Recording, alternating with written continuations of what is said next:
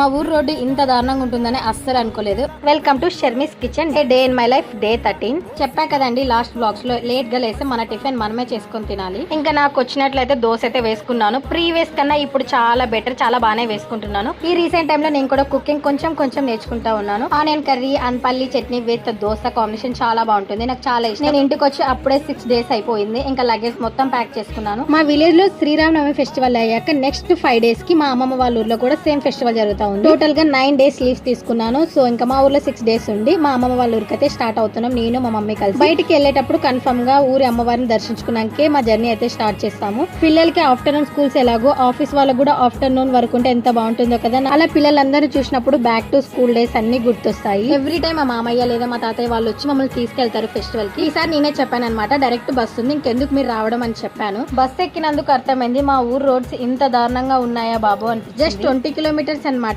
మా విలేజ్ నుంచి మా అమ్మమ్మ వాళ్ళ ఊరికి. సో అందుకే రావద్దని చెప్పేశాను. ఒక 1.5 hour జర్నీ చేశాక అమ్మమ్మ వాళ్ళ ఊరికి అయితే వచ్చేసాము. నేను ఫస్ట్ టైం శాలరీతో మా అమ్మమ్మకి అయితే శారీ కొన్నాను.